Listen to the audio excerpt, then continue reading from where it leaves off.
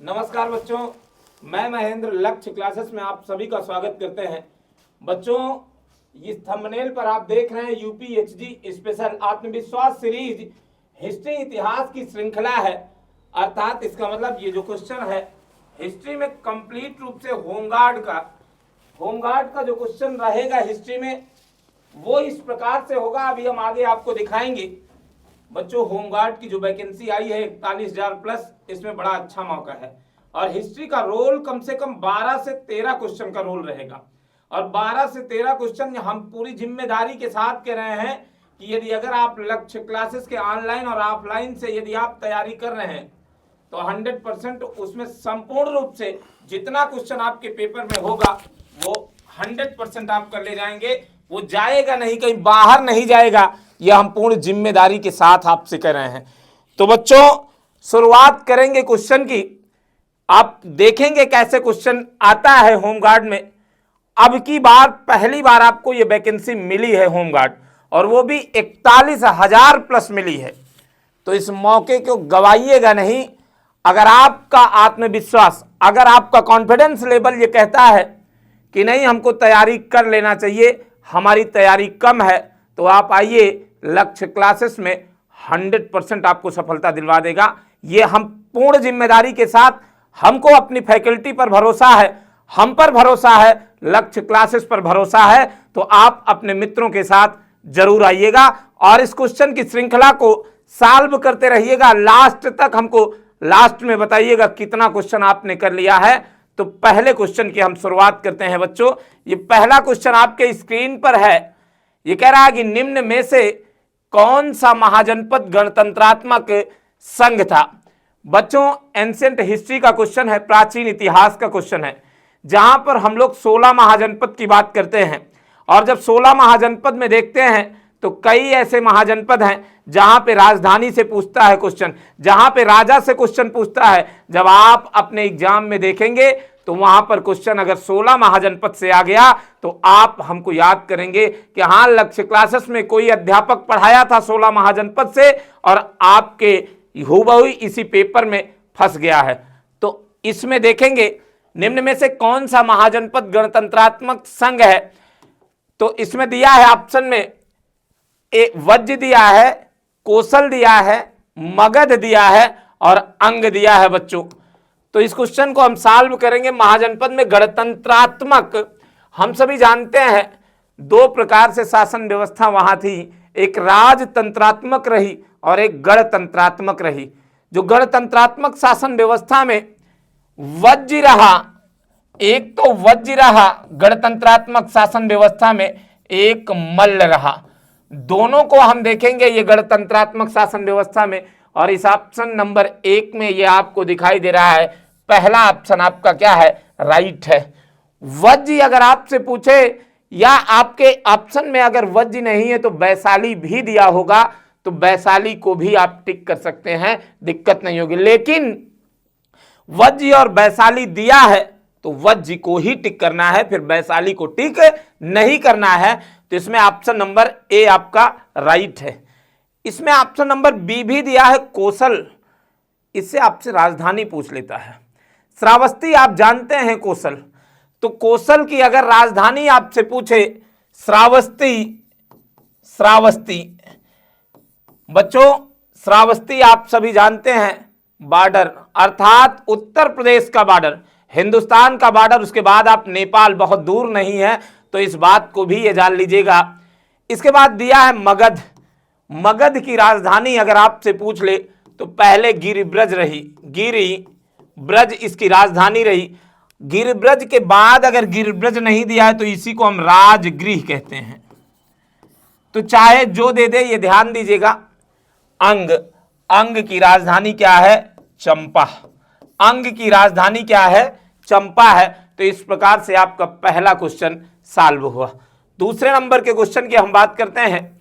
दूसरा क्वेश्चन क्या कह रहा है, प्रसेनजित कहां का राजा था। प्रसेनजित कहां का राजा था, काशी, कोसल, अंग, वत्स। बच्चों, ये भी 16 महाजनपद का ही क्वेश्चन है। तो प्रसेनजित, कोसल का जो राजा रहा वो प्रसेनजित रहा। अभी हमने आपको बताया राजधानी के रूप में। उसके बाद यहां पर देखिएगा जरा, काशी दिया है, तो इसका तो आंसर बी ऑप्शन आपका राइट है, लेकिन यहां पे दिया है काशी, तो काशी को भी हम जानते हैं बनारस के नाम से। वाराणसी के नाम से यदि राजधानी में आपसे पूछ ले तो आपको बनारस या वाराणसी आपको ध्यान देना है। अंग की राजधानी हमने चंपा बताया, और ये वत्स जहां कौशाम्बी है, जहां पर राजा उदयन हुआ करते थे, तो ये ध्यान दीजिएगा। इस प्रकार से आपका ऑप्शन नंबर 2 आपका क्या हुआ, राइट हुआ। दूसरे के बाद हम तीसरे नंबर की बात करते हैं। निम्नलिखित राज्यों में से किनका संबंध बुद्ध के जीवन से था। बच्चों आंसर देते रहिएगा, जल्दी जल्दी आंसर देते रहिएगा, आप भी जानते रहिए, समझते रहिए। इसमें दिया है अवंती, गांधार, कोसल, मगध। फिर कह रहा है नीचे दिए गए कूट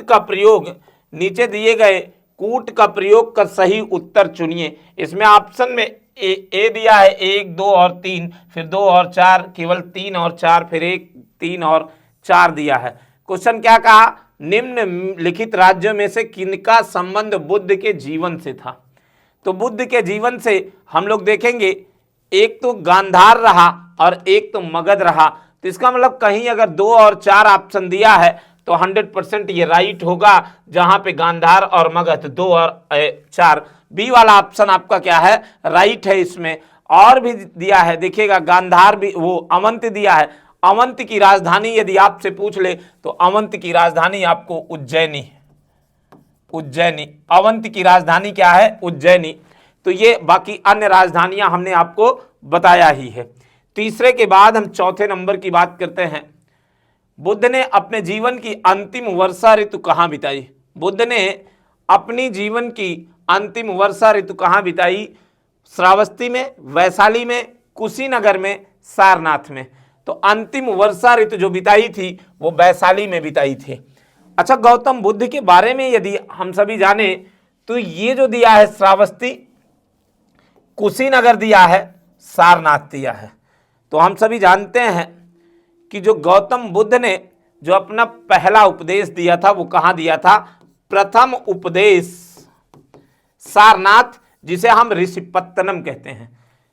सर्वाधिक उपदेश कहां दिए थे, श्रावस्ती में। कुशीनगर के कुशीनारा नामक स्थान पर गौतम बुद्ध की क्या हुई थी, मृत्यु हुई थी। इसको भी आपको जानते रहना है। तो इस प्रकार से रहा आपका चौथा क्वेश्चन। चौथे के बाद हम 5वें नंबर की बात करते हैं। मतलब 90 प्रश्नों की श्रृंखला है, तो 90 प्रश्न आपको देखते चलना है। गौतम बुद्ध द्वारा अपने धर्म में दीक्षित किया जाने वाला अंतिम व्यक्ति निम्नलिखित में से कौन था।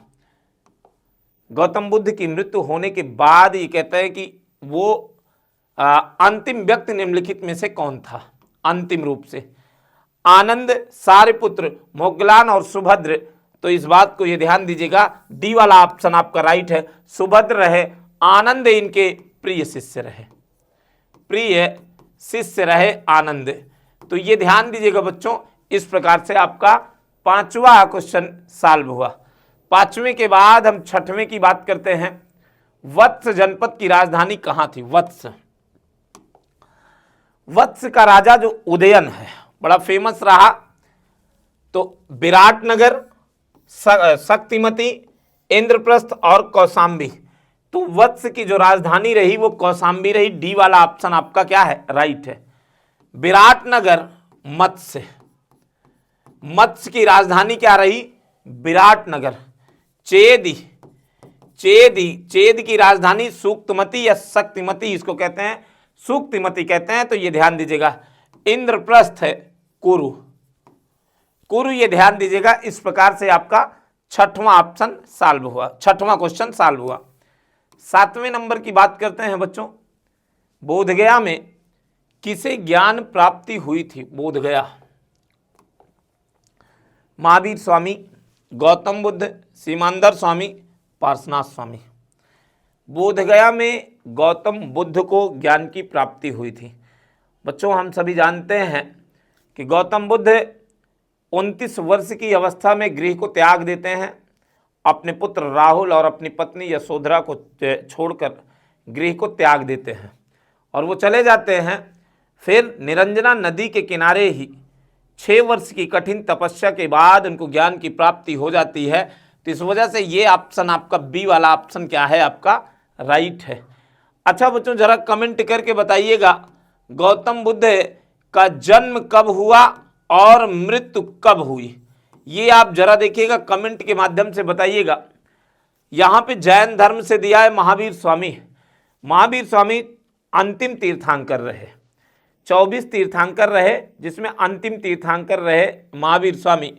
महावीर स्वामी का अगर संक्षिप्त परिचय पूछे तो उसमें जन्म, मृत्यु, माता, पिता, तो इसमें भी आपका बड़ा कन्फ्यूजन, दोनों का बड़ा कन्फ्यूजन होता है। लेकिन जब बच्चों पढ़ेंगे तो कंप्लीट रूप से एक एक चीज़ों को डिफाइन हम करेंगे कंप्लीट रूप से। यहाँ पर समय का थोड़ा सा अभाव रहता है, इस वजह से कंप्लीट नहीं, तो जन्म से लेकर मृत्यु से लेकर ज्ञान की प्राप्ति, फिर उसके बाद लास्ट तक हम ले जाएंगे। तो इस वजह से यदि आपको बच्चों चाहिए तो 100% आप कमेंट करिएगा, नेक्स्ट वीडियो में पक्का ला देंगे, दिक्कत नहीं है, ये ध्यान दीजिएगा। पार्श्वनाथ देखिएगा, ये देखिएगा जरा, पार्श्वनाथ जो जैन धर्म के प्रथम तीर्थंकर रहे वो ऋषभ देव, 23वें तीर्थंकर पार्श्वनाथ रहे और 24वें तीर्थंकर कौन रहे, महावीर स्वामी रहे। अब आइएगा 7वें के बाद हम 8वें नंबर की बात करते हैं। 8वां प्रश्न क्या कहता है, ग्रंथों में उल्लिखित धर्म चक्र प्रवर्तन है, धर्म चक्र प्रवर्तन है, ग्रंथों में उल्लिखित धर्म चक्र प्रवर्तन, उनका बुद्ध का दर्शन, सारनाथ में दिया गया उनका प्रथम उपदेश, उनके धार्मिक आदर्श और बौद्ध अनुष्ठान। ग्रंथों में उल्लिखित धर्म चक्र प्रवर्तन, बच्चों जो गौतम बुद्ध ने पहला उपदेश अपना दिया था सारनाथ में, ऋषिपत्तनम में, उसी को हम क्या कहते हैं, धर्मचक्र प्रवर्तन कहते हैं। तो इसका मतलब उनका क्या रहा, प्रथम उपदेश रहा, ये ध्यान दीजिएगा।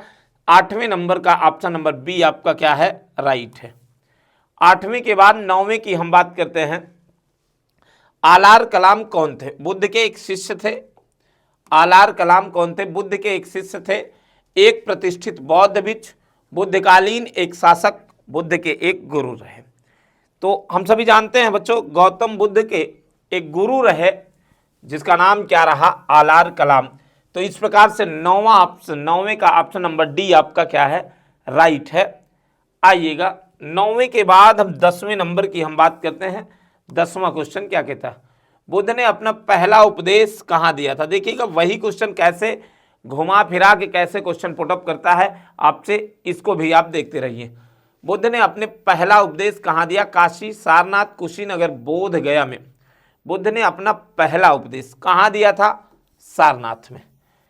इसमें देखिए कैसे कंफ्यूजन करता है, काशी भी दे देता है, बनारस भी दे देता है, सारनाथ भी दे देता है, ऋषिपत्तनम भी दे देता है। तो इस प्रकार से आपको जानना है। कुशीनगर, कुशीनाराम नामक स्थान पर मृत्यु हुई थी, बोधगया में उनको ज्ञान की प्राप्ति हुई थी, ये ध्यान दीजिएगा। आइएगा 10वें के बाद 11वें क्वेश्चन की हम बात करते हैं। बुद्ध ने सर्वाधिक उपदेश दिए थे, कहाँ दिए थे सर्वाधिक उपदेश, अभी हमने शुरुआत में ही बताया। इसमें ऑप्शन में दिया है वैशाली दिया है, श्रावस्ती दिया है, कौशाम्बी दिया और राजगृह दिया है। तो बुद्ध ने अपना सर्वाधिक उपदेश कहाँ दिया था, या बुद्ध ने अपना सर्वाधिक उपदेश श्रावस्ती में दिया। अंतिम रूप से वर्षा ऋतु जो अपना अंतिम रूप से जो अंतिम ऋतु बिताई थी वो कहाँ बिताई थी, अंतिम रूप से वैशाली में। कौशाम्बी हमने बताया कि जो उदयन की राजधानी के रूप में हुआ करती थी, राजगृह जहाँ पे मगध की राजधानी है। 11 के बाद हम 12वें नंबर की बात करेंगे। बच्चों ये कुछ थंबनेल में देखिएगा एक ऐड आया है और इस ऐड को हम देखेंगे। इसमें दिया गया है UP home guard special batch mission वर्दी, कोर्स ड्यूरेशन 4 मंथ, फी 1 टाइम पे जो दिया है, मूल्य इसका दिया है 1999 रुपये, मंथली फीस 599 रुपये। और इसमें आवर फैकल्टीज के बारे में ये बताए हैं, विशेषता बताई गई है। और वह विशेषता क्या है, एक टॉपिक टेस्ट होगा, एक यूनिट टेस्ट होगा, एक फुल मॉक टेस्ट होगा, एक मैराथन क्लास होगा, फिर बुकलेट, फिर मेनी मोर। इस प्रकार से अर्थात अत्यधिक और भी चीज़ें आपको दी जाएंगी। ऑफलाइन बैच है, टाइम 10:45 से है और ये आपका एड्रेस दिया है, आप संपर्क कर सकते हैं कि हाँ ये क्या क्या चीज़ें हैं। 25 तारीख से ही आपका एक नया बैच होमगार्ड का है बच्चों। आप अपने सहपाठियों को आप बता सकते हैं वो आएँ और लक्ष्य क्लासेस में बहुत कम फीस में आपको होमगार्ड में सफलता दिलाने का काम लक्ष्य क्लासेस करेगी। तो इस वजह से आप आइए लक्ष्य क्लासेस में अनिवार्य रूप से, और यहाँ पे आप देखिए एडमिशन लीजिए, कोशिश करिए अपने हितों मित्रों को बताइए। और 3 जीएस की फैकल्टी उसमें लगेगी जिसमें बेहतर तरीके से आपको सब कुछ सॉल्व कराया जाएगा। और हमने पहले ही वीडियो में आपको बताया है हिस्ट्री, पॉलिटी और इकोनॉमिक्स की जिम्मेदारी हमारे ऊपर है। इस प्रकार से साइंस है, करंट है, स्टैटिक इंदु सर देखेंगे, और कंप्लीट अन्य चीज़ें जो है ज्योग्राफी का पोर्शन यूपी स्पेशल और जो भी चीज़ें हैं वो रिजवान सर देखेंगे। तो तीनों जीएस की फैकल्टी के द्वारा एक बेहतर तरीके से एक संकलन होगा जीएस का जो 100 नंबर का है, ताकि आपका कहीं से एक भी प्रश्न जाए ना। तो इस प्रकार से आप अपने सहपाठियों को बताते चलिएगा, लोगों को सूचनाएं देते चलिएगा, क्योंकि हमारा आपका ये नैतिक कर्तव्य भी है कि हम आप अपने हित मित्र सगे संबंधियों को बताने का काम करेंगे। आइएगा, प्रथम बौद्ध महासभा कहाँ आयोजित की गई? पाटलिपुत्र, राजगिरी, अमरावती, कनगनहल्ली, इस प्रकार से दिया है। तो प्रथम बौद्ध, हम सभी जानते हैं 4 बौद्ध संगीत समिति के बारे में हम लोग पढ़े हैं, जानते हैं। चौथे के बाद कभी कभी एक 5वां भी पूछ लेता है, तो 4 ही लगभग पूछता है। और होमगार्ड में जो आपसे पूछता है वो एक नॉर्मल ही क्वेश्चन होगा बहुत अच्छे तरीके से। तो प्रथम बौद्ध महासभा का आयोजन राजगृह में हुआ था। तो पहला राजगृह में हुआ 483, 383, 251 और प्रथम सदी। तो इस प्रकार से रहा, पहला राजगृह हुआ, तो इसका ऑप्शन भी यही ऑप्शन आपका राइट है। दूसरा कहाँ हुआ? वैशाली में हुआ। और तीसरा कहाँ हुआ? पाटलिपुत्र में हुआ। और चौथा कहाँ हुआ? कश्मीर के कुंडल वन में हुआ। कश्मीर के कुंडल वन में हुआ। तो इस प्रकार से 4 के चारों आपका चारों बौद्ध संगीत समितियां हुई थी। अब आइएगा 12 के बाद 13वां लाजवाब क्वेश्चन है, उपाधियों से क्वेश्चन है। अपरो परशुराम किसे माना जाता है? महानंदी, महापद्मनंद, धनानंद, उदयन। तो अपरो परशुराम की जो उपाधि मिली थी वो महापद्मनंद को मिली थी। तो ऑप्शन नंबर बी आपका राइट है। इसी में बच्चों धनानंद भी दिया है। तो नंद वंश का अंतिम जो शासक रहा वो कौन? धनानंद।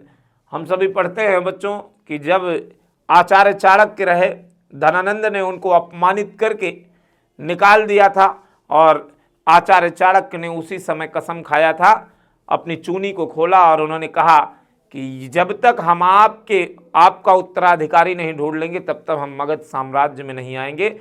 और अंततः वो जाते हैं और अपने शिष्य चंद्रगुप्त मौर्य को लाते हैं, धनानंद का विनाश करता है। तो ये चीज़ें रही 13 में। 14वें नंबर की हम बात करते हैं। कश्मीर में कनिष्क के शासनकाल में जो बौद्ध संगीत आयोजित हुई थी उसकी अध्यक्षता निम्नलिखित में से किसने की थी? अब देखिएगा, इसमें पूछा है, अध्यक्षता की बात करता है। पार्श्व दिया है, नागार्जुन दिया है, शूद्रक दिया है और वसुमित्र दिया है। तो कश्मीर में जो कनिष्क के शासनकाल में चौथी बौद्ध संगीत जो समिति हुई थी उसकी अध्यक्षता किसने किया था? वसुमित्र ने किया था। तो बच्चों ये 4 की चारों बौद्ध संगीत समितियां बड़ा इंपॉर्टेंट है। स्थान हमने आपको बताया कि पहला कहाँ, दूसरा कहाँ, तीसरा कहाँ, चौथा कहाँ। पहला राजगिरी, दूसरा वैशाली, तीसरा पाटलिपुत्र, चौथा कश्मीर। फिर आपसे राजा के बारे में पूछता है, फिर अध्यक्ष के बारे में पूछता है, फिर कार्य के बारे में पूछता है और फिर सन के बारे में भी पूछता है। तो ये ध्यान दीजिएगा, जहाँ पे पहले में अजात शत्रु राजा महाकश्यप अध्यक्षता किया था, काला शोक राजा सब विकाम रहे। फिर उसके बाद तीसरे में सम्राट अशोक रहे राजा और मुगल तृत्स रहे। फिर यहाँ पे अध्यक्षता वसुमित्र ने किया। तो इस प्रकार से कार्यों में भी आपसे पूछता है, तो ये ध्यान दीजिएगा। कई ऐसी चीजें हैं कि अब यहाँ पे कंप्लीट रूप से हम डिफाइन नहीं कर सकते हैं, टाइम लगेगा, समय लगेगा, एक एक चीज़ों को हम बताएंगे, दिक्कत नहीं है। आइएगा 14वें के बाद हम 15वें नंबर की हम बात करते हैं। प्रथम बौद्ध समिति का आयोजन हुआ था। ये देखिएगा वही क्वेश्चन पूछा, अनिरुद्ध के शासनकाल में, अजात शत्रु के शासनकाल में, बिंबिसार के शासनकाल में, उदयभद्र के शासनकाल में। तो ऑप्शन नंबर बी आपको राइट, ये देखिएगा अजात शत्रु के शासनकाल में, अभी हमने आपको बताया, ये ध्यान दीजिएगा। 15वां का ऑप्शन नंबर बी आपका क्या है, राइट है। 15 के बाद हम 16वें नंबर की बात करते हैं। बड़ा लाजवाब क्वेश्चन, इस प्रकार से क्वेश्चन, एक ऐसा क्वेश्चन जो आपका 4 के चारों सॉल्व करा देता है, और 4 ऐसे प्रश्नों से 4 क्वेश्चन आपके सॉल्व होते हैं। बुद्ध के जीवन की 4 महत्वपूर्ण घटनाओं और उनसे संबंध 4 स्थानों का नीचे उल्लेख है। या 2 स्तंभों 1 एवं 2 में अंकित है, आपको इनका सुमेल करना है। कौन कौन सुमेल करना है, देखिए कहाँ कहाँ कैसे संबंध है बुद्ध से संबंधित। गौतम बुद्ध का जन्म कहाँ पर हुआ था,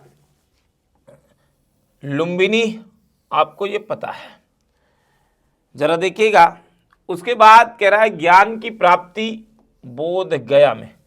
प्रथम प्रवचन जो दिए थे धर्मचक्र, जहाँ कहलाया सारनाथ, और निधन कहाँ हुआ, कुशीनगर। तो इसका मतलब पहले का तीसरा, अगर आपको कहीं दिख रहा है तो पहले का तीसरा दिखा, दूसरे का दूसरा दिखा, और तीसरे का पहला दिखा, चौथे का ये दिखा। तो सी वाला ऑप्शन आपका क्या है, राइट है। इस प्रकार से यहाँ पर ये ध्यान दीजिएगा।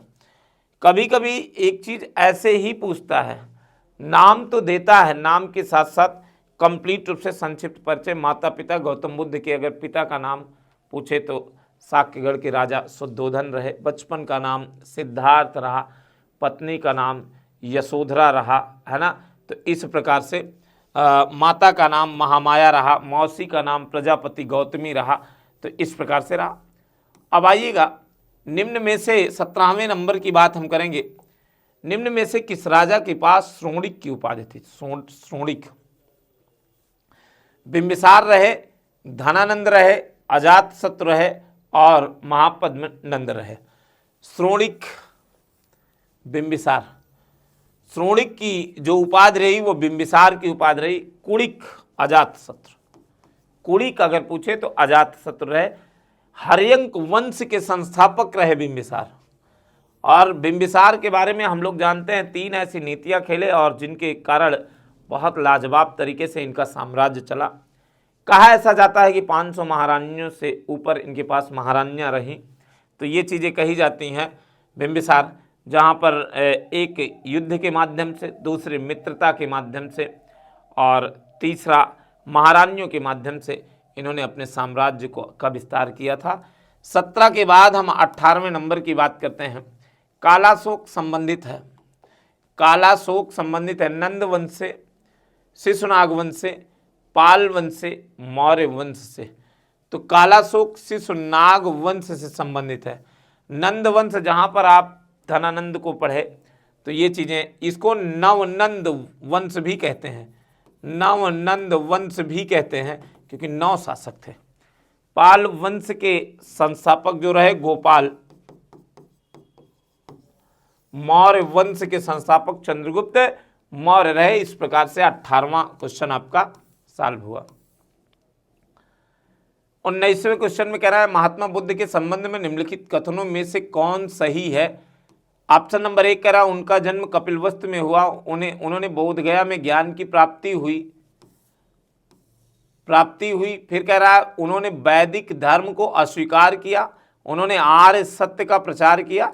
नीचे दिए गए कूट से सही उत्तर का चयन कीजिए। कूट 1 तथा 2, तो फिर कह रहा है 1 तथा 3, फिर कह रहा है 1 2 3, और चौथा में 1 2 3 4। तो इसको पढ़ने के बाद ये देखिएगा आपको पता चलेगा उनका जन्म कपिलवस्तु के लुम्बिनी गांव में हुआ, बिल्कुल राइट है। उन्होंने बोधगया में ज्ञान की प्राप्ति की, बिल्कुल राइट है। वैदिक धर्म को अस्वीकार किया था, बिल्कुल ये भी राइट है। अब उन्होंने 4 आर्य सत्य का प्रचार भी किया, बिल्कुल राइट है, नीचे दिए गए। तो इसका मतलब बच्चों ये ध्यान दीजिएगा, चारों ऑप्शन क्या है आपका राइट है। डी वाला ऑप्शन क्या है आपका राइट है। डी वाला ऑप्शन आपका ये राइट है, ये ध्यान दीजिएगा। 1 2 3 4 ये आपका सही है। अब आइएगा अगले प्रश्न की बात करते हैं, 20वें प्रश्न की। निम्नलिखित 4 स्थानों में हुई बौद्ध संगीतियों का सही कालक्रम नीचे दिए गए कूट से ज्ञात कीजिए। बच्चों अभी हमने बताया कि पहला राजगृह में हुआ, दूसरा वैशाली में हुआ, तीसरा पाटलिपुत्र और चौथा कुंडल। ये पहला हो गया, ये दूसरा हो गया, और ये तीसरा हो गया, और ये चौथा हो गया। इसका मतलब 2 1 4 3, 2 1 4 3, ये ऑप्शन नंबर डी आपका क्या है राइट है। 20वें के बाद हम 21वें प्रश्न की हम बात करते हैं। जीवक किस राजा का राजवैद्य था? राजवैद्य था जीवक। चंद्रप्रद्योत, उदयन, अशोक और बिंबिसार। जीवक, बिंबिसार। तो बच्चों हम सभी जानते हैं, पढ़े भी हैं, आप सभी भी पढ़े हैं। जीवक एक राजवैद्य के रूप में था, जहां बिंबिसार के दरबार में एक नृत्यांगना रहती थी। उस नृत्यांगना का एक पुत्र रहा जिसका नाम जीवक है, और यही जीवक राजवैद्य के रूप में जाता है चंद्रप्रद्योत के दरबार में, और इनको पीलिया नामक बीमारी होती है, और पीलिया नामक बीमारी को सही करता है, जिससे बिंबिसार और चंद्रप्रद्योत के बीच में एक मित्रता बढ़ती है, जिससे और भी बेहतर तरीके से इनका साम्राज्य कायम होता है। इसमें ऑप्शन नंबर डी आपका क्या है राइट है। 21 के बाद हम 22वें की बात करते हैं। सिकंदर ने भारत पर आक्रमण किया था, कब किया था? 400 ईसा पूर्व में, 370 ईसा पूर्व में, 326 ईसा पूर्व में, 275 ईसा पूर्व में। सिकंदर ने भारत पर जो आक्रमण किया राजा पोरस 326 ईसा पूर्व में, हाइड्रेस्पी झेलम नदी के किनारे। ये ध्यान दीजिएगा, 326 ईसा पूर्व में पोरस पर आक्रमण करता है, और अंततः पोरस को ही ये साम्राज्य क्या करता है वापस कर देता है। क्योंकि सिकंदर ने जब पोरस को बुलाया था तो पूछा था बताओ आपके साथ क्या किया जाए। पोरस ने कहा था कि जिस प्रकार से एक हारे हुए युद्ध में जो प्रतिद्वंदी होता है उसके साथ जो किया जाता है वही करिए। तो इसके अकॉर्डिंग सिकंदर ने क्या किया था, इनको वापस कर दिया था। 22 के बाद हम 23वें की बात करते हैं। नंद वंश का अंतिम सम्राट कौन था? महापद्मनंद, धनानंद, कालाशोक, उपर्युक्त में से कोई नहीं। नंद वंश का जो अंतिम सम्राट है, अंतिम सम्राट वो कौन रहा? धनानंद। हमने अभी बताया आपको कि यही धनानंद है जो चाणक्य को अपमानित कर देते हैं, और चाणक्य को अपमानित करने के बाद कंप्लीट रूप से ये चीज़ें करते हैं कि चाणक्य कसम खा लेते हैं और फिर वो जाते हैं विंध्य की पहाड़ियों पर। आइएगा 24वें की बात करते हैं। निम्नलिखित में से कौन सा बौद्ध पवित्र स्थल निरंजना नदी पर स्थित है? बौद्ध पवित्र स्थल निरंजना नदी पर स्थित है। बोधगया, कुशीनगर, लुम्बिनी, ऋषिपत्तनम। बच्चों इसका आंसर दीजिए, 1 सेकंड लगेगा, सेकंडों की हम बात करेंगे।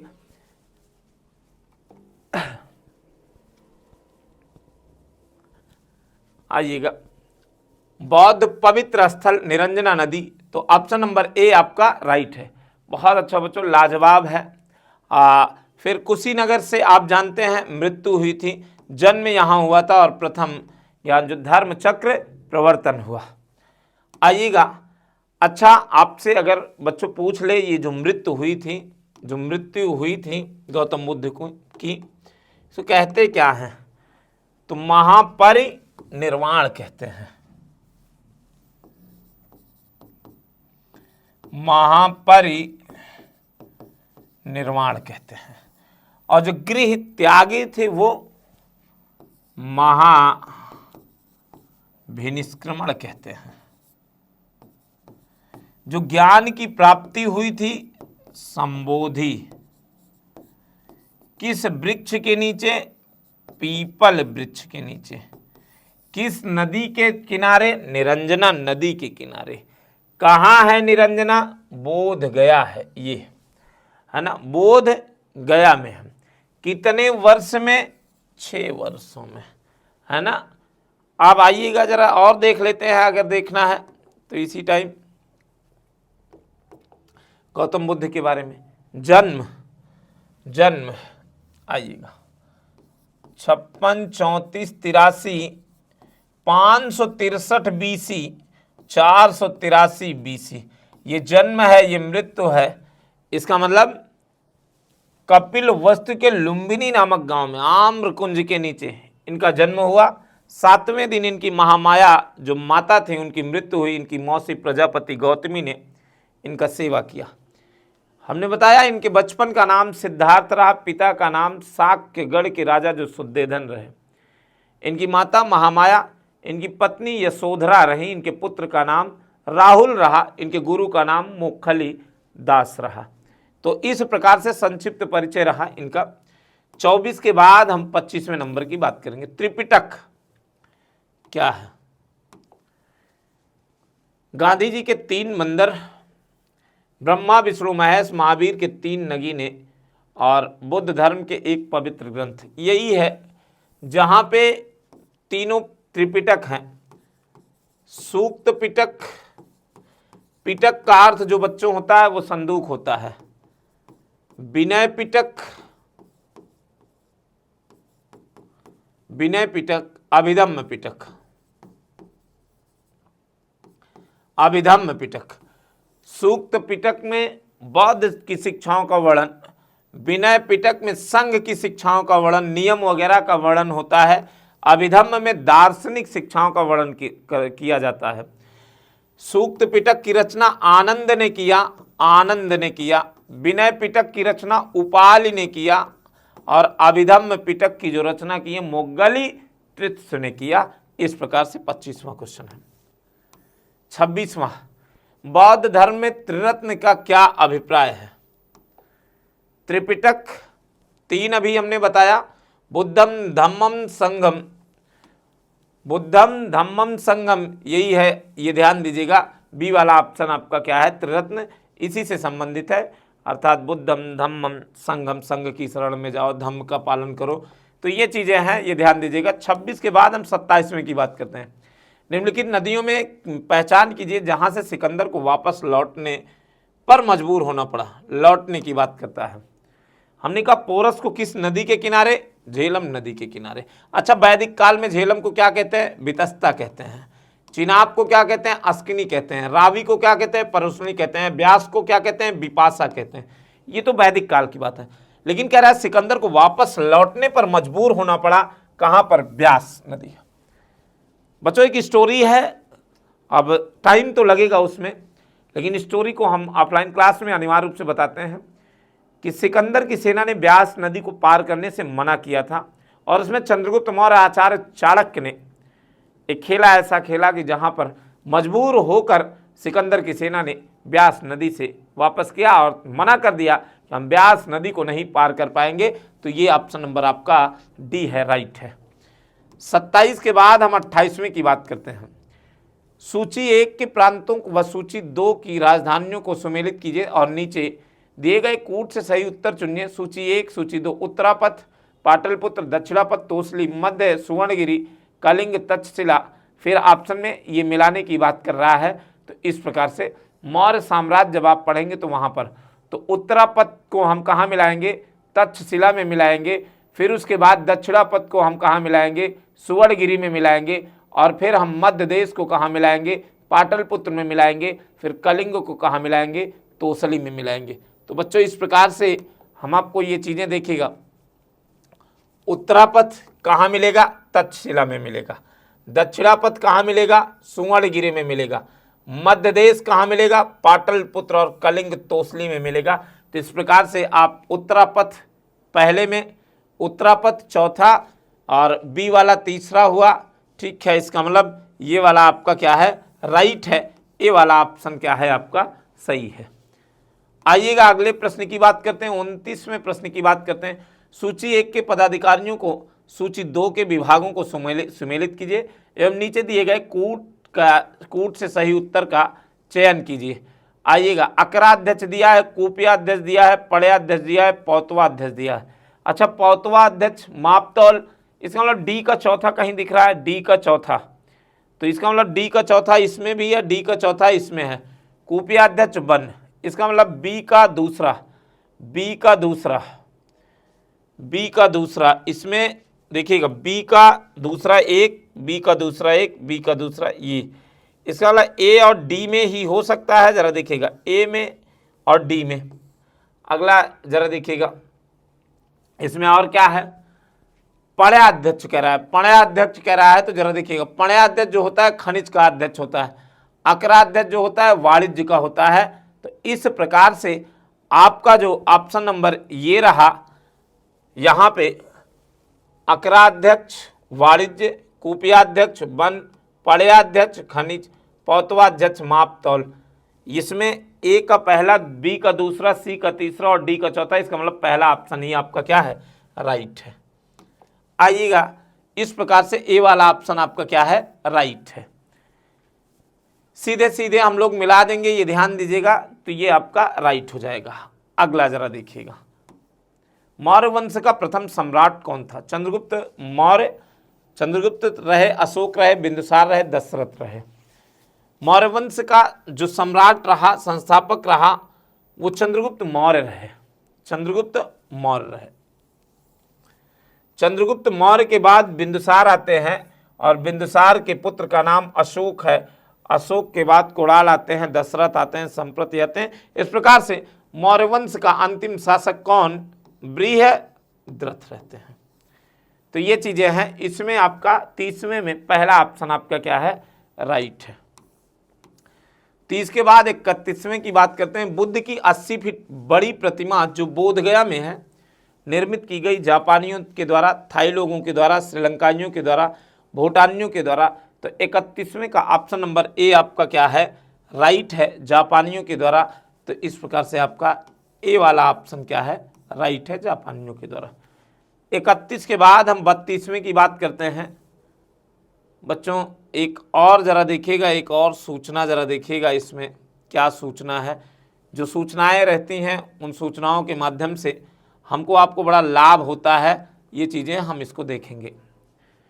UPP UPSI Delhi police Lakshya classes all test series 10 mock offline test.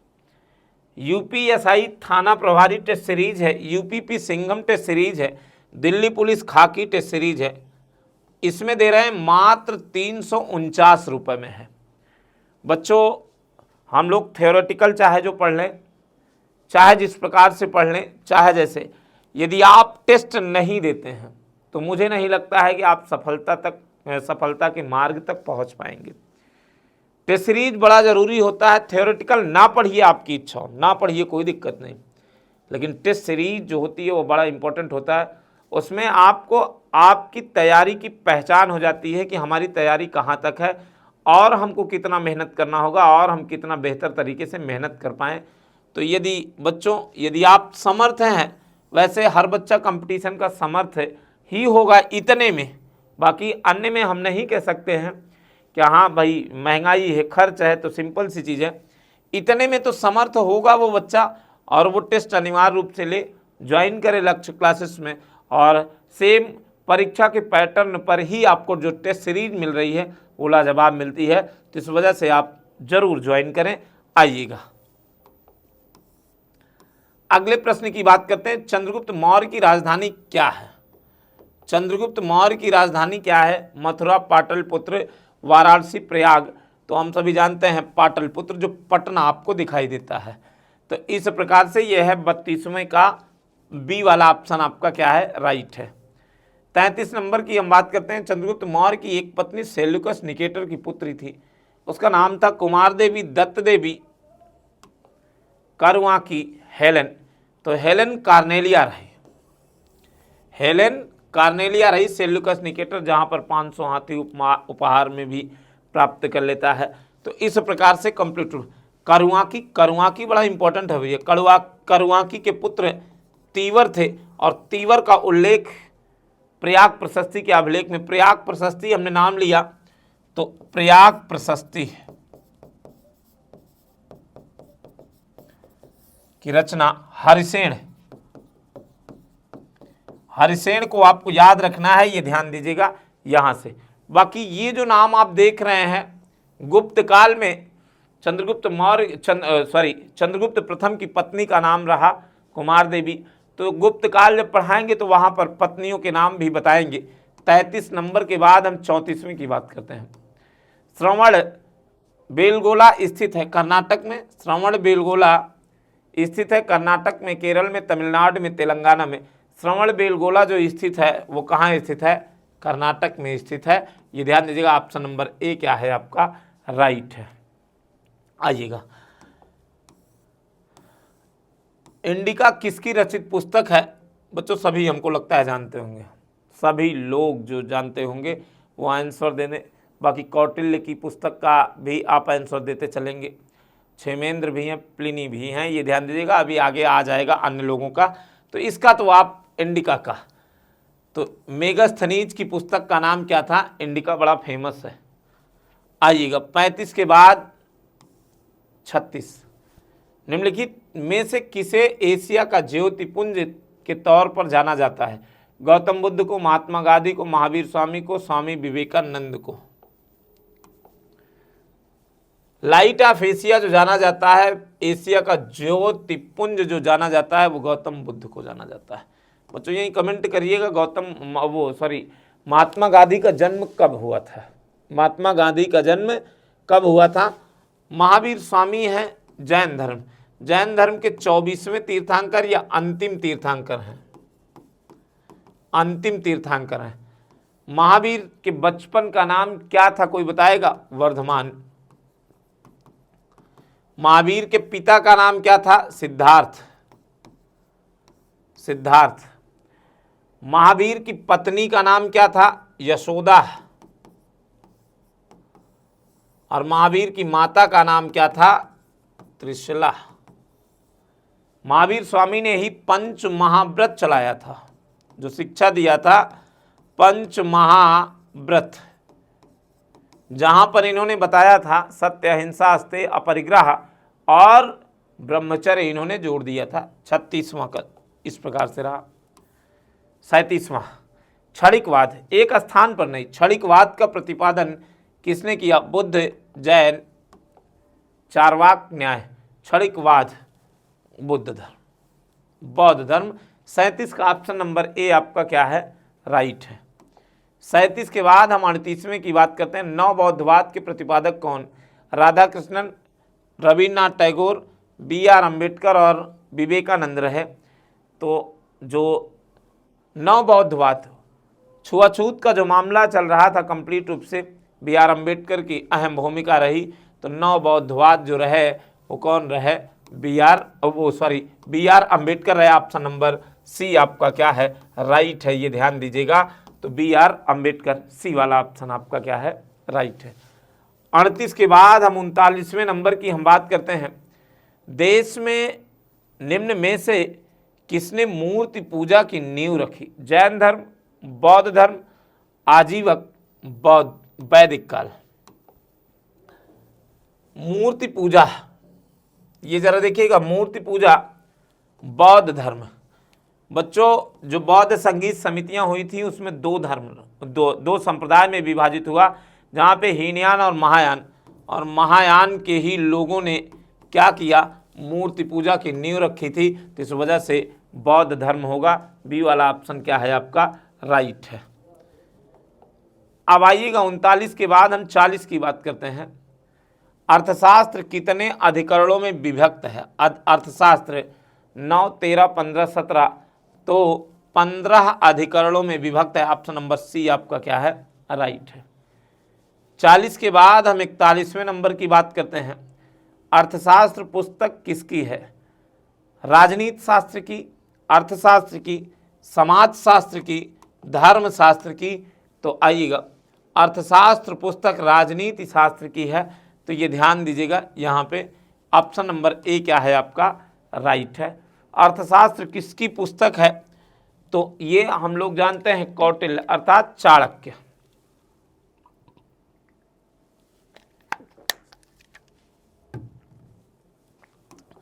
इकतालीस के बाद 42वें नंबर की बात। अर्थशास्त्र में उल्लिखित सीता अध्यक्ष किस सीता अध्यक्ष किस विभाग के अध्यक्ष थे? सीता अध्यक्ष। आइएगा, कर है, कृषि है, टकसाल है और नौसेना है, तो कृषि के। ऑप्शन नंबर बी को टिक करेंगे हम लोग। 42 के बाद हम लोग 43वें की बात करते हैं। प्राचीनतम अभिलेख जिसमें अशोक के नाम के उल्लेख है। मास्की है, कालसी है, सारनाथ है, बैराट है। इनको भाब्रू बैराट कहते हैं, राजस्थान वाला क्षेत्र। मास्की में अशोक का नाम अशोक मिलता है। ऑप्शन नंबर ए आपका क्या है? राइट है।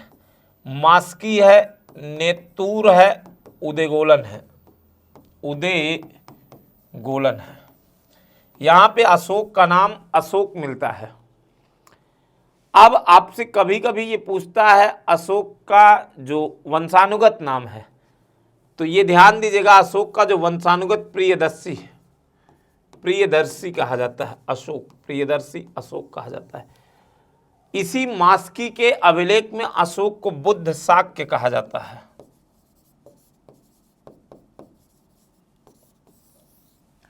तो ये अलग अलग नामों से जाना जाता है। मगधाधिराजों के नाम से भी अशोक को जाना जाता है। तो इस प्रकार से अलग अलग नाम जाने जाते हैं। 43 के बाद 44, कश्मीर में श्रीनगर किसने बसाया? बच्चों इसका आंसर देंगे, लाजवाब है, हर्ष है, अशोक है, चंद्रगुप्त प्रथम है, बिंदुसार है। इसका आंसर आप दीजिए बच्चों, बड़ा लाजवाब है और अच्छा प्रश्न है। हम देख रहे हैं, आप दीजिए आंसर, अदरवाइज हम तो ही हैं, पक्का देंगे आंसर। आप ही आंसर करिएगा इसका। कश्मीर में श्रीनगर की स्थापना किसने किया? इसी के साथ साथ जरा आगरा का भी आप बता दीजिएगा, आगरा शहर की स्थापना किसने किया? कमेंट के माध्यम से जरा बताइएगा। आइएगा अब 44 के बाद हम 45वें नंबर की बात करते हैं। अशोक ने कलिंग राज्य पर कब आक्रमण किया? बहुत ही इंपॉर्टेंट है। तो 260 ईसा पूर्व, 261 ईसा पूर्व, 273 ईसा पूर्व, 280 ईसा पूर्व। कलिंग राज्य पर जो आक्रमण किया 261 ईसा पूर्व में। 269 ईसा पूर्व में राज्याभिषेक की बात आती है, ये ध्यान दीजिएगा, सम्राट अशोक का। अब आइएगा आगे बात करते हैं।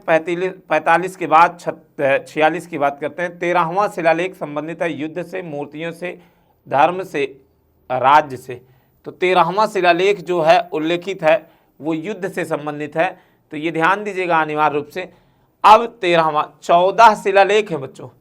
14 में जो 12वां बहुत इंपॉर्टेंट है, 13वां भी इंपॉर्टेंट है, 7वां और 8वां भी इंपॉर्टेंट है। तो ये धर्म यात्रा के माध्यम से, ये युद्ध के माध्यम से, ये सर्वधर्म संभाव अर्थात सभी धर्मों का सम्मान और बढ़ोतरी हो, जहाँ पे 12वां। तो 13वां जो शिलालेख है वो युद्ध से संबंधित है। 46 का ऑप्शन नंबर ए आपका क्या है? राइट है। 46 के बाद हम 47वें की बात करेंगे। भारतीय इतिहास के संदर्भ में निम्नलिखित में से कौन भावी बुद्ध है जो संसार की रक्षा हेतु अवतरित होंगे? बहुत इंपॉर्टेंट प्रश्न है बच्चों। अब लोकितेश्वर, लोकेश्वर, मैत्रेय, पद्मपाणि। तो भावी बुद्ध, इसको याद रखिएगा बच्चों, मैत्रेय को कहा जाता है। ऑप्शन नंबर सी आपका क्या है? राइट है। आइएगा अगले प्रश्न की बात करते हैं। 47 के बाद 48वें की बात करते हैं। मौर्य काल में राजकीय मुद्रा को क्या कहा जाता है? निष्क है, वैदिक काल में आप गले के हार को कहते हैं। पण है, कासार्पण है, साहित्य में ही कासार्पण कहा जाता है। शतमान है तो पण। बी वाला ऑप्शन आपका क्या है? राइट है। तो ये चीजें हैं। 48 की अगर हम बात करें तो बी वाला ऑप्शन आपका क्या है? राइट है। 48 के बाद 49, अंतिम मौर्य शासक कौन? अशोक, कालाशोक, कुणाल, बृहद्रथ। अंतिम शासक मौर्यकाल का कौन है? बृहद्रथ है। सम्राट अशोक का पुत्र कुणाल, जो क्या था? अंधा था। बाकी ये शिशुनाग वंश का ही है। अब आइएगा 49 के बाद हम 50वें नंबर की हम बात करते हैं। निम्नलिखित में से किस राजवंश के शासकों ने शीशे के सिक्के चलाए थे? गुप्त काल, सातवाहन, कुषाण और मोखर। शीशे के सिक्के सातवाहन वंश के चलाए। महिलाओं का शासन रहा, जहाँ पे हम सब पढ़ते हैं, गौतमी सात पुत्र करणी वगैरह आप पढ़ते हैं, हाल वगैरह पढ़ते हैं, है ना। इन लोगों को सातवाहन वंश का शासक कौन था? सिमुख। गुप्त वंश का संस्थापक कौन? श्रीगुप्त। तो इस प्रकार से रहा कंप्लीट रूप से, ये ध्यान दीजिएगा। ऑप्शन नंबर बी आपका क्या है? राइट है। कुषाण वंश में आप कुजुल कटफिशस, भीम कटफिशस, कनिष्क इत्यादि पढ़ते हैं, तो ये चीजें हैं। 50 के बाद हम 51वीं की बात करते हैं। बौद्ध शिक्षा का केंद्र क्या रहा? विक्रमशिला, वाराणसी, गिरनार, उज्जैन। तो जो बौद्ध शिक्षा का केंद्र रहा वो विक्रमशिला विश्वविद्यालय रहा, ये ध्यान दीजिएगा। ए वाला ऑप्शन आपका क्या है? राइट है। 51 के बाद हम 52वें की बात करते हैं। नागार्जुन किस बौद्ध संप्रदाय के थे? सौत्रांतिक, वैभाषिक, माध्यमिक, योगाचार। नागार्जुन किस बौद्ध संप्रदाय के थे? माध्यमिक के थे। इन्हीं को हम शून्यवाद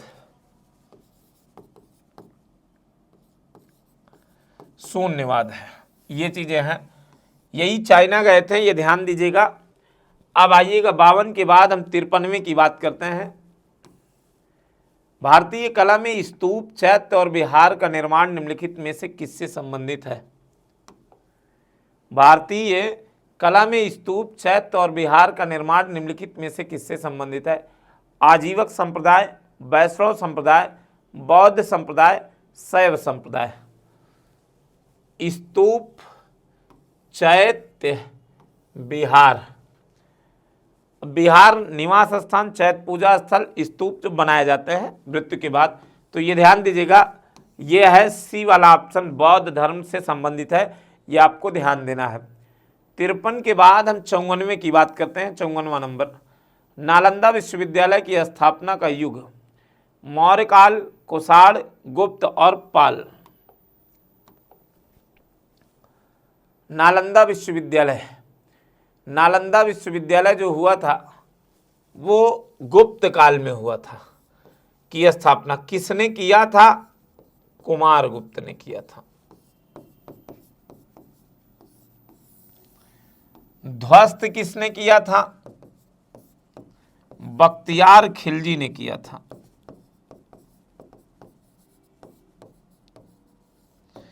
किस वंश का रहा? गुलाम वंश का रहा। तो ये आपको ये ध्यान देना है 54 नंबर में। 55वें की बात करते हैं। वल्लभी विश्वविद्यालय स्थित है बिहार में, उत्तर प्रदेश, बंगाल और गुजरात में। तो वल्लभी विश्वविद्यालय जो स्थित है वो कहाँ स्थित है? गुजरात में स्थित है। ऑप्शन नंबर डी आपका क्या है? राइट है। 55 के बाद हम 56वें नंबर की हम बात करेंगे। नव नालंदा महाविहार किसके लिए विख्यात है? होइनसांग, महावीर का जन्म स्थान, पाली अनुसंधान संस्थान और संग्रहालय की बात कर रहा है। तो नव नालंदा महाविहार जो है वो पाली अनुसंधान संस्थान के लिए विख्यात है, ये ध्यान दीजिएगा। बौद्ध धर्म की जो भाषाएं रहीं वो पाली रही। जैन धर्म की अर्धमगधी या प्राकृत भाषा रही, ये आपको ध्यान देना है। 56 के बाद 57 की बात करेंगे। नालंदा विश्वविद्यालय के संस्थापक कौन? अभी हमने बताया बच्चों, गुप्त काल में कुमार गुप्त। धर्मपाल पाल वंश के रहे। अब चंद्रगुप्त विक्रमादित्य द्वितीय गुप्त वंश के रहे, जहां पर विक्रमादित्य चांदी के प्रथम सिक्के चलाए ये। तो इसका आंसर कुमार गुप्त है। ऑप्शन नंबर बी आपका क्या है? राइट है। आइएगा 57 के बाद 58वें की बात करते हैं। बौद्ध तथा जैन दोनों ही धर्म विश्वास करते हैं कर्म तथा पुनर्जन्म के सिद्धांत सही है। मृत्यु के पश्चात ही मोक्ष संभव है। स्त्री तथा पुरुष दोनों ही मोक्ष प्राप्त कर सकते हैं। जीवन में मध्यम मार्ग श्रेष्ठ है। मध्यम मार्ग, अष्टांगिक मार्ग जो ये बताए हैं बौद्ध धर्म ने बताया, कर्म और पुनर्जन्म, ये दोनों बिलीव रखते थे। तो इसका मतलब ऑप्शन नंबर ए आपका क्या है? राइट है। 58 के बाद हम बात करेंगे 59 नंबर की। निम्नलिखित कथनों पर विचार करें एवं चैत्य तथा बिहार में क्या अंतर है इसे चुनें। आइएगा, बिहार पूजा स्थल नहीं, इसका मतलब ये पहले ही गलत हो गया। चैत्य पूजा स्थल जबकि बिहार निवास स्थान है, यही आपका राइट है। बी वाला ऑप्शन आपका क्या है, राइट है। चैत्य जो होता है वो पूजा स्थल होता है और बिहार निवास स्थान। देखिएगा, आप देखेंगे लिखा रहता है कि फला बिहार, ये बिहार। इसमें दिया है भगवान बुद्ध ने निम्नलिखित 4 आर्य सत्यों का प्रतिपादन किया, निम्नलिखित में से कूट का प्रयोग करके उन्हें सही क्रम में रखिए।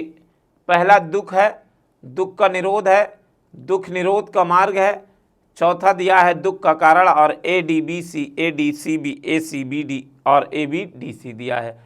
तो इसमें आप देखिएगा, पहला इन्होंने कहा कि दुख होगा, पहला इन्होंने कहा कि समस्त संसार दुखमय है और जो दुख है उसका कोई ना कोई कारण होगा और कारण होगा तो उपाय भी होगा।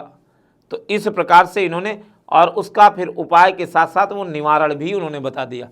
तो पहला इन्होंने क्या बताया, दुख बताया, इसका पहला हो गया। इन्होंने कहा कि दुख का कारण है और फिर है दुख का निरोध है, फिर दुख का उपाय है। ADBC, ADBC ये पहला वाला ऑप्शन आपका क्या है, राइट है, ये ध्यान दीजिएगा। 60 का ए ऑप्शन आपका सही है। जैन धर्म के प्रथम संस्थापक, बच्चों आंसर देते चलिए। जैन धर्म के प्रथम संस्थापक कौन है? प्रथम दिया है ये ऋषभदेव है, 23वें पार्श्वनाथ हैं और ये 24वें अंतिम। तो पहले वाले 61 नंबर का डी वाला ऑप्शन सही है, ऋषभदेव ये प्रथम तीर्थंकर रहे। तो इस प्रकार से ऋषभदेव ऑप्शन आपका क्या है, राइट है। अब आइएगा आगे बात करते हैं, अधोलिखित में कौन योग सूत्र के रचयिता हैं? पाणिनि अष्टाध्यायी आप जानते हैं, वशिष्ठ, पतंजलि और बौधायन। योग सूत्र दिया है तो योग सूत्र के कौन, पतंजलि, ये ध्यान दीजिएगा। ऑप्शन नंबर सी आपका क्या है, राइट है। 62 के बाद 63वें की बात करते हैं। सूची 1 को सूची 2 में सुमेलित कीजिए तथा नीचे दिए गए कूट से सही उत्तर चुनिए। तीर्थंकर और सूची प्रतिमा लक्षण दिया है, तो इसमें जरा देखते हैं। इसमें आदिनाथ, वृषभ, मल्लिनाथ 19वें तीर्थंकर महिला के रूप में ये रहे। पार्श्वनाथ सर्प, संभवनाथ जल कलश। तो इसमें आदिनाथ जो हैं वो वृषभ होंगे, वृषभ से मिलान कर दीजिए। मल्लिनाथ जो होंगे वो जल कलश में होंगे, पार्श्वनाथ जो होंगे वो अश्व में होंगे और संभवनाथ जो होंगे वो सर्प में होंगे। तो इस प्रकार से इसका मतलब आदिनाथ का हमने कहाँ मिलाया, वृषभ में मिलाया, और मल्लिनाथ का हमने कहाँ मिलाया, जल कलश में मिलाया, और पार्श्वनाथ का जो हमने मिलाया वो सर्प, पार्श्वनाथ सर्प और संभवनाथ अश्व, इस प्रकार से है। तो ये चीजें हैं आपका, हाँ ठीक है, यही है, एकदम राइट है। आदिनाथ का वृषभ है, मल्लिनाथ का जल कलश है और पार्श्वनाथ का सर्प है, संभवनाथ का अश्व है, बिल्कुल राइट है। तो इस प्रकार से ये प्रतिमा लक्षण है। ये मल्लिनाथ को आप याद रखिएगा 19वें तीर्थंकर के रूप में, जो महिला के रूप में थी। इसका मतलब इसमें पहले का एक का ए, बी का 4 और सी का 3, डी का 2। ऑप्शन नंबर ए क्या है आपका, राइट है। तो इस प्रकार से है, ये ऑप्शन नंबर 1 सही है। अब आइएगा 64 नंबर की हम बात करते हैं। 64वां क्या कहता है, 2 अश्वमेध यज्ञ निम्न में से किसने संपन्न किया था? समुद्रगुप्त, बीड़ावादक की उपाधि भी याद रखिएगा, पुष्यमित्र शुंग, दशरथ और स्कंदगुप्त। तो ये ध्यान दीजिएगा, Pushyamitra Shunga, option number B आपका राइट है। 2 अश्वमेध, ये जो घोड़े को छोड़ा जाता था, जो पकड़ लेता था, उससे युद्ध करना होता था, उसी को अश्वमेध युद्ध कहते हैं। समुद्रगुप्त को आप जानते हैं कई उपाधियां, और जहाँ पे बीड़ावादक वगैरह ये उपाधियां हैं, तो ये ध्यान दीजिएगा। दशरथ आजीवक संप्रदाय के रहे, संबंधित है। स्कंदगुप्त गुप्त काल के रहे। अब आइएगा 64 के बाद हम 65। जैन धर्म के प्रवर्तक महावीर स्वामी का मोक्ष स्थान कहाँ स्थित है? मनेर है, राजगिरी है, पावापुरी है, जालन फोर्ट है। पावापुरी, पावापुरी कहाँ? मल्ल भी दिया रहता है, तो ये भी आपको ध्यान देना है। तो इस प्रकार से पावापुरी आपको याद रखना है। 65 के बाद 66 की हम बात करते हैं। जैन धर्म के प्रथम तीर्थंकर कौन है? अभी ये क्वेश्चन पूछा गया, तो ऑप्शन नंबर बी आपका क्या है? राइट है, ऋषभदेव। ये ध्यान दीजिएगा। पार्श्वनाथ जो 23वें तीर्थंकर रहे, 4 आर्य सत्य उन्होंने बताया, वो सॉरी 4 बातें उन्होंने कही, 4 शिक्षाएं दिया, 4 शिक्षा दिया, जहां पे उन्होंने कहा सत्य बताया, सत्य अहिंसा बताया, अस्तेय बताया और अपरिग्रह। सदा सत्य बोलना, अहिंसा का मतलब हिंसा न करना, अस्तेय का मतलब चोरी न करना, अपरिग्रह का मतलब होता है आवश्यकता से अधिक वस्तुओं को न रखना, ज़्यादा न रखना। अगला जरा देखिएगा, वर्धमान 67 नंबर, वर्धमान महावीर के संबंध में, वर्धमान महावीर के संबंध में क्या सही नहीं है? उन्हें 24वां और अंतिम तीर्थंकर माना जाता था। अंतिम तीर्थंकर थे 24वें महावीर स्वामी, बिल्कुल। इसमें कह रहा है क्या सही नहीं है ये? उनकी माता लिच्छवी के राजा चेटक की बहन थी, बिल्कुल। उन्होंने अपने जीवन काल में विवाह नहीं किया, विवाह तो उन्होंने किया था यशोदा नाम की महिला से, तो इसमें कह रहा नहीं है। तो ये चीज़ें हैं, तो यही है, ऑप्शन नंबर सी आपका क्या है? राइट है। 547 पटना के नज़दीक पावापुरी में उनका देह त्याग भी हुआ था, ये भी राइट है। इसका मतलब ये है, सी वाला ऑप्शन आपका राइट है। आइएगा 67 के बाद 68 की हम बात करेंगे। महावीर स्वामी का जन्म कहाँ हुआ? महावीर स्वामी का जन्म Kundagram, Vaishali, Magadh, Pataliputra. Option number A आपका राइट है। वैशाली के कुंडग्राम, दोनों ऑप्शन दिया है, तो कुंडग्राम आपका क्या है? राइट है। अगर ये ना दिया हो तब ये आपका राइट हो जाएगा, ये ध्यान दीजिएगा। आगे आइएगा 68 के बाद 69 की बात करते हैं। जैन तीर्थंकरों के क्रम में, जैन तीर्थंकरों के क्रम में अंतिम कौन था? अंतिम महावीर रहे, अंतिम तीर्थंकर पूछता है, तो ये ध्यान दीजिएगा। पार्श्वनाथ 23वें, ये पहले हैं। 69 के बाद हम 70वें की बात करते हैं। महावीर जैन की मृत्यु निम्नलिखित में से किस नगर में हुई थी? राजगिरी, सांची, पावापुरी, समस्तीपुर। घुमा फिरा के कैसे वही क्वेश्चन आपसे पुटअप करता है, तो ये आपको ध्यान देना है। पावापुरी, ऑप्शन नंबर सी आपका क्या है? राइट है। 70 के बाद हम 71वें की अब बात करते हैं। जैन धर्म में पूर्ण ज्ञान के लिए क्या शब्द है? जिन, रत्न, कैवल्य, निर्वाण। जरा देखिएगा, कैवल्य है, पूर्ण ज्ञान के लिए क्या है? कैवल्य है। जरा देखिएगा, अब जरा देखिएगा कैवल्य की अगर हम बात करें, जैन धर्म जो 24वें तीर्थंकर रहे महावीर स्वामी, 30 वर्ष की अवस्था में वो गृह त्याग दिए थे और जाते हैं ऋजुपालिका नदी के किनारे जाते हैं, और ऋजुपालिका नदी के किनारे बरगद वृक्ष के नीचे, जिसे हम कहते हैं साल वृक्ष कहते हैं, साल वृक्ष के नीचे 12 वर्ष की वो कठिन तपस्या करते हैं और उनको ज्ञान की प्राप्ति हो जाती है। इनको कहते हैं कैवल्य कहते हैं। ज्ञान की प्राप्ति के बाद इनको कई नामों से जाना जाता है। जिन कहा जाता है, अरहत कहा जाता है, महावीर कहा जाता है, तो इस प्रकार से नाम भी उनके हैं। 71 के बाद हम 72 की बात करते हैं। तीर्थंकर शब्द संबंधित है बौद्ध से, ईसाई से, हिंदू से, जैन। कितने सरल क्वेश्चन है, आप देखिएगा होमगार्ड में, तो जैन से संबंधित, जैन धर्म से कितना सरल क्वेश्चन पूछेगा। और देखिएगा आप कैसे पूछता है। बच्चों ये जो हमने टॉपिक लिया है जैनिज्म और बौद्धिज्म को, होमगार्ड में लिख के ले लीजिए, आपके एग्जाम में पक्का क्वेश्चन रहेगा, ये चेक कर लीजिएगा। और आप तभी कर भी पाएंगे जब तुलनात्मक अध्ययन करके जाएंगे कि गौतम बुद्ध का संक्षिप्त परिचय, महावीर स्वामी का संक्षिप्त परिचय, इनका ज्ञान की प्राप्ति, उनका ज्ञान की प्राप्ति, उनकी मान्यताएं क्या रही, उनकी मान्यताएं क्या रही, उनकी मृत्यु कैसे हुई, उनकी मृत्यु कैसे हुई, कहाँ पर उनकी मृत्यु हुई, ये कंप्लीट चीज़ें जब आप कर ले जाएंगे तभी आप वो चीज़ें करेंगे, उसके पहले नहीं। तो ये चीज़ें हैं कंप्लीट रूप से।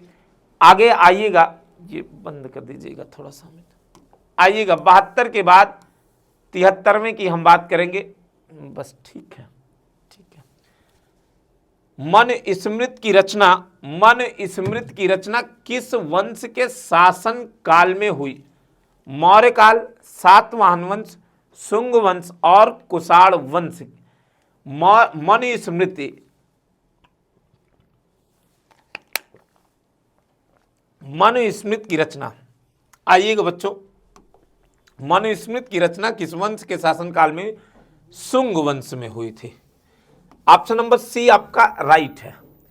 सातवाहन वंश हमने आपको बताया दक्षिण भारत का एक ऐसा शासन जहाँ पे महिलाओं का शासन चला। कुषाण वंश में जहाँ पे कुजुल कटफिसस, बिम कटफिसस, कनिष्क आप पढ़ते हैं। मौर्य वंश चंद्रगुप्त मौर्य आप पढ़ते हैं, बिंदुसार पढ़ते हैं, अशोक पढ़ते हैं, दशरथ पढ़ते हैं, संप्रत पढ़ते हैं, सालसुक पढ़ते हैं और अंतिम में बृहद्रथ पढ़ते हैं।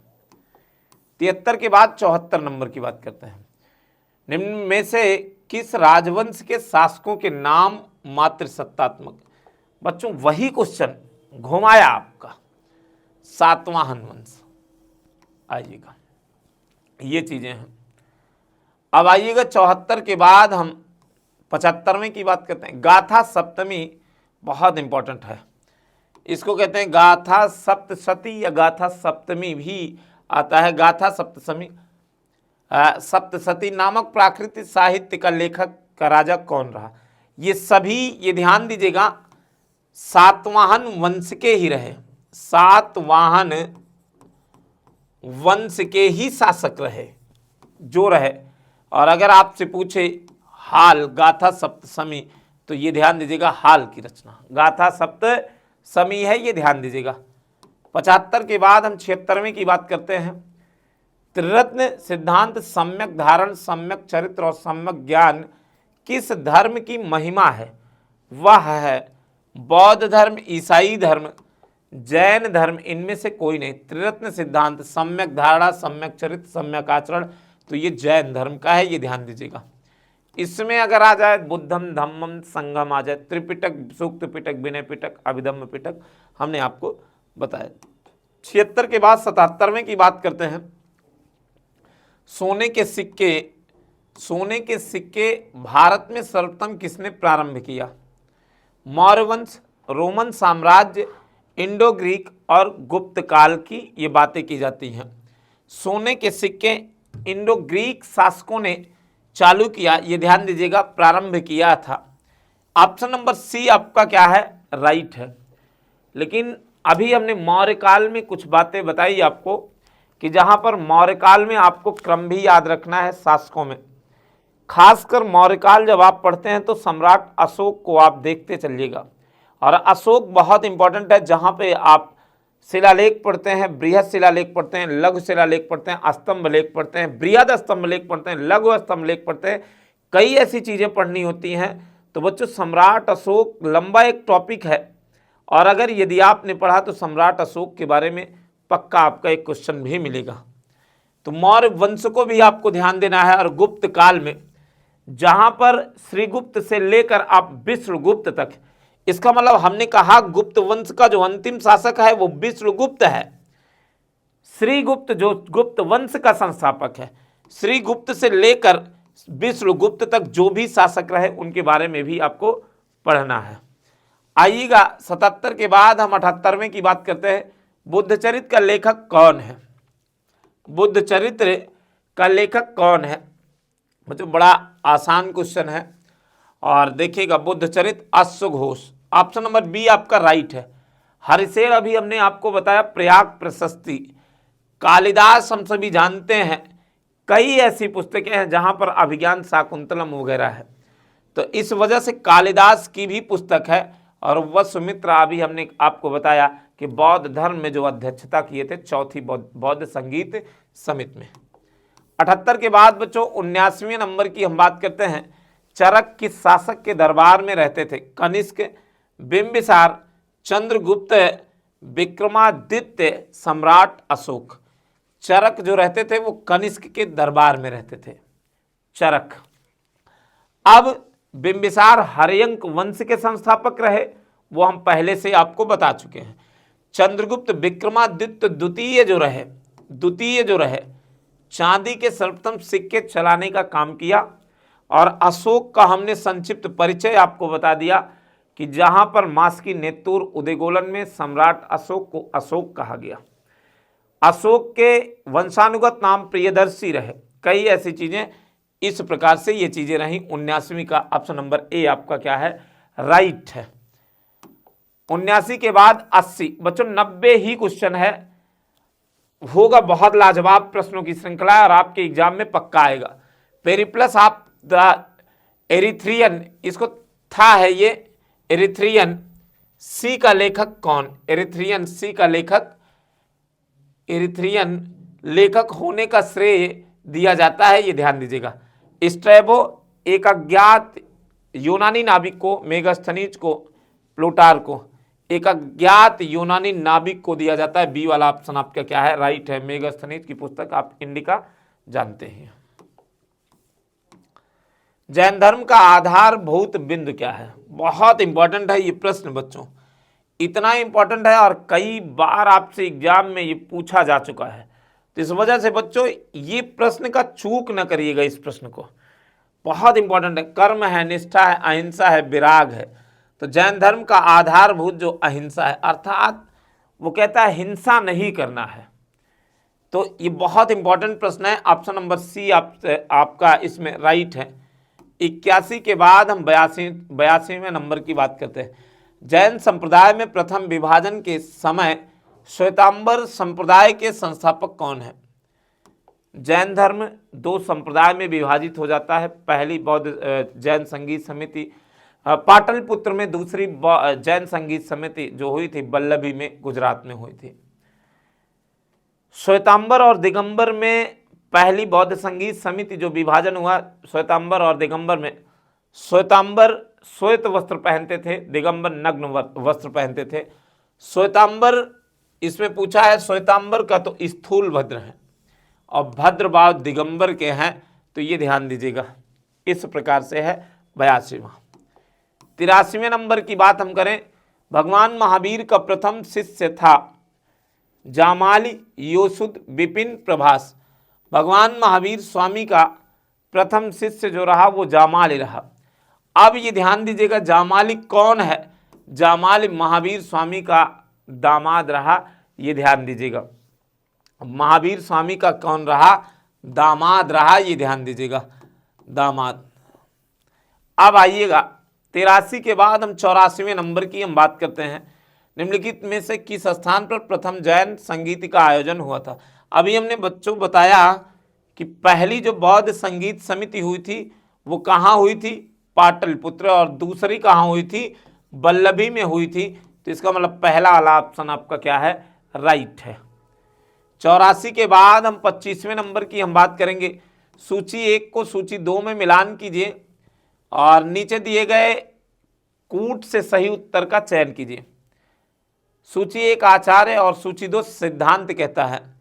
लकुलिस संपादक से पूछा है, वो संस्थापक से पूछा है, किसको कौन मानता है।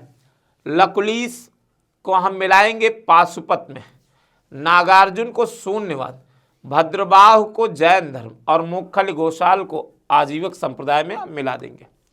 जरा देखिएगा, इसको ऐसे हम मिलाएंगे। लकुलिस को हमने यहाँ मिला दिया, नागार्जुन को हमने यहाँ मिला दिया, भद्रबाहु को हमने यहाँ मिला दिया और मुगली। तो इसका मतलब ए का तीसरा किसी में दिख रहा है, बिल्कुल इसमें भी दिख रहा है, इसमें भी दिख रहा है। इसका मतलब ये गलत है और ये गलत है। बी का दूसरा मिल रहा है, बी का दूसरा मिल रहा है, बी का दूसरा, वो सॉरी ए का तीसरा, ए का तीसरा यहां मिला और यहां मिला। बी का दूसरा, बी का दूसरा नागार्जुन शून्यवाद, बी का दूसरा। इसमें जरा देखिएगा, ये मिल गया बी का दूसरा, इसमें नहीं मिला, तो इसका मतलब बी वाला ही होगा और यही मिलान है। और सी का चौथा। ठीक है, यही है, बी वाला ऑप्शन आपका क्या है, राइट है। अगले प्रश्न की बात करते हैं। ये कहता है बार्बर की गुफाओं का उपयोग किसने आश्रयगृह के रूप में किया? आजीविकों ने, थारुओं ने, जैनों ने, तांत्रिकों ने।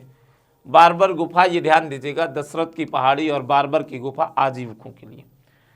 आइएगा 86 के बाद हम बात करेंगे 87 नासिक में कुंभ मेला निम्न में से किस एक नदी के तट पर लगता है?